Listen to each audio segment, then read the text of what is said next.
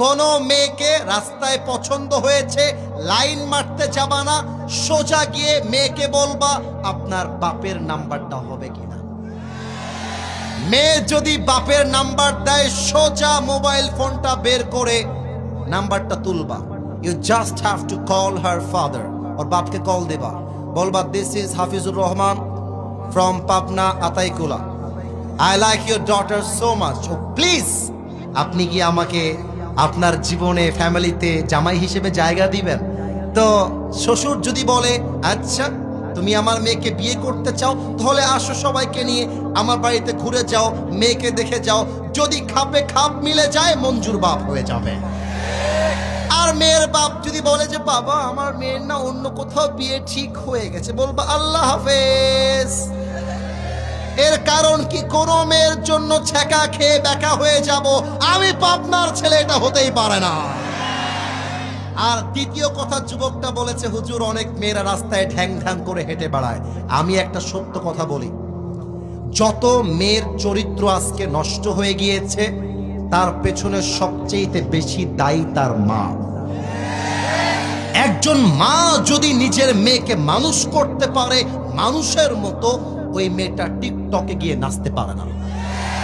একটা মেয়ে যদি তার বাড়ি থেকে বেপরদায় বের হয়, তার ওড়না খুলে বের হয়, বুঝতে হবে এটা তার দোষ হওয়ার আগে তার বাপ এবং মায়ের দোষ সবার আগে। যুবক মারা বলেন, আরে আমি আমার মেয়ের মা, আমি বলবো তোর মতো মেয়ে যদি বাড়ি থেকে বেপরদায় বের হয়, আগামীকাল তোকে আমরা ত্যায্য পুত্র করে দিব, তোর সঙ্গে আমাদের সম্পর্ক নাই।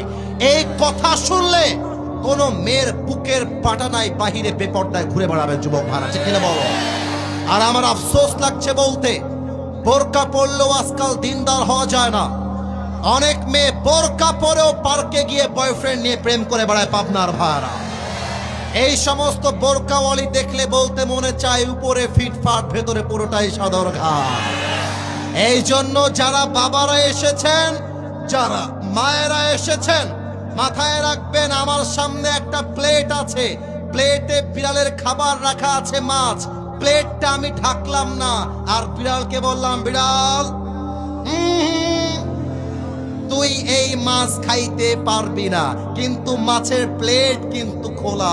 আপনি যতই বুঝান বিড়াল কিন্তু বুঝবে না। অতএব আমাদের উপরে ইফটিজিং মামলা দেওয়ার পূর্বে আপনার মেয়েকে বোরকাওয়ালি করে বাড়ি থেকে আপনাকে বের করতে হবে। আল্লাহ প্রিয় বাপ মাদেরকে বোঝার তৌফিক দান করুক, পড়না আমিন।